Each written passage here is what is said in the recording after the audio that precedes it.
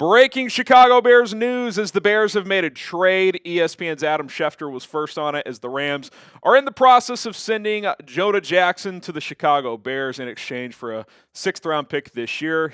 He gave Courtney Cronin, shout out to Courtney, for this one. Of course, the trade can't become official until the start of the new league year on March 12th, but you see trades start to happen this time of year, at least be agreed to. So here's the trade in visual terms, very simple. Jackson to the Bears, a sixth-round pick going to the Rams. I believe that'll be that pick from the Steelers. I think that's the Bears' lone sixth-round pick on that front from the Justin Fields trade. So the Bears traded Justin Fields for Jonah Jackson, in a sense, if you want to put it that way. I really like this move for Chicago. When you have to replace your entire interior offensive line, you're going to have to look for different avenues to do that. Obviously, you've got free agency, you've got the draft, but once Trey Smith came off the market, it was going to be hard to probably fill both guard spots in free agency. I think that was going to become pretty difficult, and there's a lot of reasons why the Jackson fit makes sense. The Ben Johnson connection, which we'll get to, still a young player.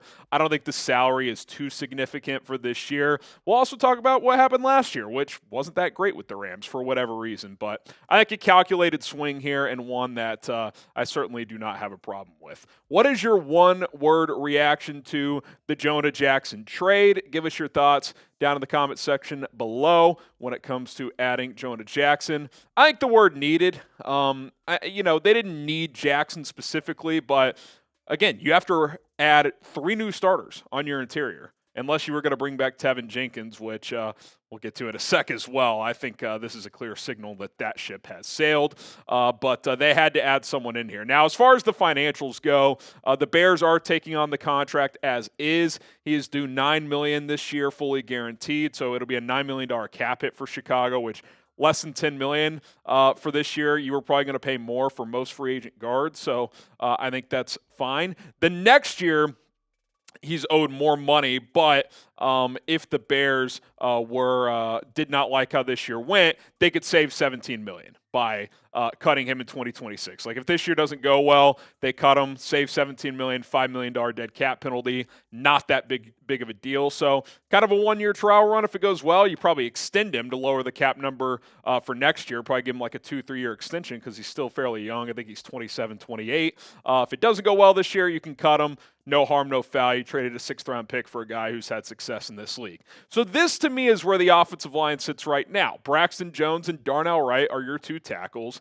Jonah Jackson plugged in at left guard. So then that brings the attention to center, right guard. Obviously, you could still add a tackle. Ryan Poles has mentioned getting competition for Braxton Jones. Maybe Karan Amagaji is that, but I would imagine they try to add someone else in that regard as well. I will say this. I think it's is close to 100% at this point that Tevin Jenkins is gone. He's been your left guard the past 2 seasons. Jonah Jackson is pretty much exclusively played at left guard, although he got a few snaps at center last year for the Rams, which is somewhat interesting. I'd be surprised if the Bears made him their center, but I think he will plug in at left guard, and I think Tevin Jenkins will walk. And by the way, for those who are on social media, yesterday the Bears wished Tevin Jenkins a happy birthday, and then he quote tweeted it with like a weird picture of a dog. It was just like, yeah, I think he's gone. It was almost awkward, to be completely honest. Subscribe to the channel. This is why you sub, because when breaking news drops, we got you guys covered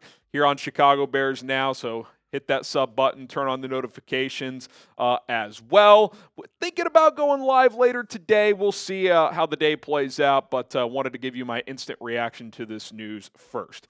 Okay, we got to talk about last year. So what happened in 2024? Because the Rams threw big money at Jonah Jackson, and it didn't work out. Now, he was battling a nagging injury in training camp. I can't remember. I think it might have been a shoulder issue. I'm not sure. He ended up on IR in week 3. Then he came back, and then he got benched due to not playing that well. It kind of seems like he was just never fully healthy. Now, he did play in week 18 when the Rams rested their starters before the playoffs, and he played really well. Graded out well per PFF in that game, so hopefully that kind of gets his mojo going back a little bit heading into this season. And look, sometimes in free agency, and this is a lesson, sometimes things just don't work out. Now he gets back with a guy that he's very familiar with in Ben Johnson. He spent the first 4 years of his career in Detroit, including the last 2 years when Ben Johnson was the play caller, and he played some really good football. Started 57 games overall. I think he started 40 once Johnson took over as the play caller late in that 21 season, and then obviously in 22 and 23 as well. I think it's pretty obvious Ben Johnson had influence here. Like, hey, this is a guy I can work with. Bring him in here. He's got power and athleticism. Put him at left guard next to Braxton Jones, who gives you a little more oomph next to Jones, who at times can get bull rush. So I think Ben Johnson had a heavy hand in this move. And again, 6th-round pick for a guy he's familiar with, has started a lot of games in this league at a position of critical need. I think it's a calculated swing that, again, if it doesn't work out, you cut him in the offseason next year and you save $17 million. All right. More to come when it comes to Jonah Jackson, including what's next for the Bears on the offensive line. But I do want to shout out our sponsor, Rocket Money. If you're looking to scale back on your spending and grow your savings, get started with Rocket Money. It's a personal finance app that helps you find and cancel your unwanted subscriptions, monitor your spending, and helps you lower your bills so that you can grow your savings. When it comes to those subscriptions, look, we all have them, right? Streaming services, online newspapers, whatever the case may be. And you probably don't realize how much you're spending. Most Americans think they're spending $62 per month on these subscriptions. The reality, that number is closer to $300. Take me, for example. Once I got going with Rocket Money about 2 years ago, sunk up my bank account. I was like, wow, I'm spending this much on that much on this, and prices go up for some of these subscriptions without you even knowing it. All of a sudden, you're spending way more money per month on things that you're either not using or don't want to use anymore. So with a few taps of buttons within the app, you can get those canceled. Rocket Money will kind of serve as a middleman for you for most of those services. Plenty of other benefits to using Rocket Money as well as the potential of lowering certain bills up to 20%, checking your credit score, and a whole lot more. Get started with Rocket Money today. A link is in the comments and in the description. RocketMoney.com/Bears now. Stop wasting money on things you don't use. It's RocketMoney.com/Bears now. They have saved their 5 million customers and counting $500 million in canceled subscriptions alone. It's RocketMoney.com/Bears now. All right, what's next? What is the next move for the Bears on the offensive line? I know there's been some deep Twitter rumors. Could the Bears still tag and trade for Trey Smith? I don't think they're trading for 2 offensive linemen. I think that is not happening. And by the way, I don't think the Chiefs tagged Trey Smith to trade him. I know they did it last year with L'Jarius Sneed. I do not think they're doing it again. I think they tagged him because they got trucked in the Super Bowl, and they don't want to let one of their best offensive linemen go. So that is that. I don't think Trey Smith is happening. But to revisit this, at minimum, you need 2 more starters. You're going to have to add a center and a right guard, whoever it is. I do want Matt Pryor back for what it's worth as a backup. He can play tackle. He can play guard. I would like that very much. I think the next natural move, and what I would expect based on the reporting, based on what you need, is to make a push for Drew Dahlman. I think the Bears will make a very strong push for Drew Dahlman in NFL free agency. And he's going to have suitors, and that price tag could be significant. But he's hitting free agency at the right time. There's not a ton of centers available. He's played well the last couple of years, even though he did miss some time with an ankle injury in 2024.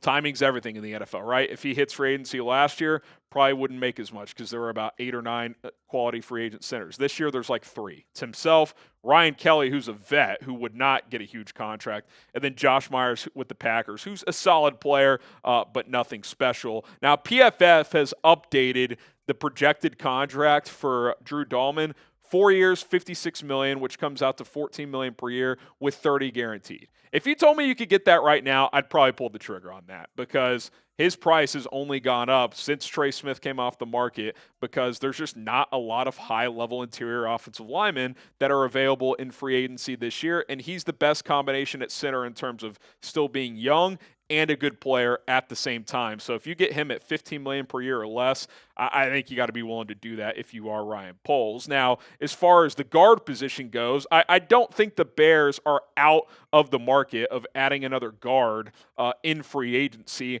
I do kind of wonder if they're going to be out of the Will Fries, Mekhi Becton business. You guys have heard my reservations, especially when it comes to Fries, because this guy played 5 really good games last year, and then he broke his tibia. That's pretty risky to me to hand out a big contract there. Becton, it's is it kind of the perfect storm for him with Philadelphia under O-line coach Jeff Stoutland and those other stars next to him, that feels risky to give him a big multi-year deal.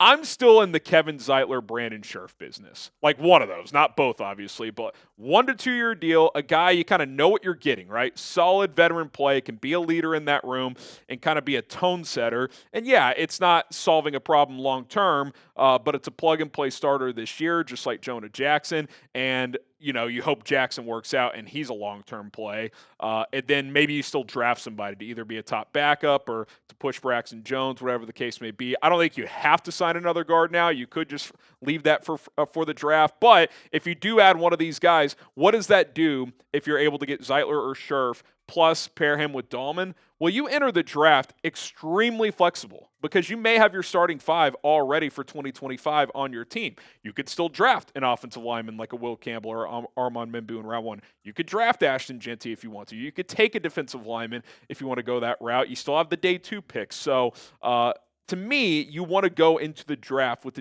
as much flexibility as possible. So if you get Drew Dahlman and add one of these kind of veteran guards, that allows you to do just that if you're Ryan Poles and Ben Johnson. So predict it for us. What is going to be the next move for the Bears on the offensive line? I don't know if they'll get him, but I do think they're going to try to get Drew Dahlman. And if they do, you got to feel pretty good about these 2 moves, getting Jackson kind of on a buy low type of scenario, and then also adding Drew Dahlman in free agency if they're able to pull that off.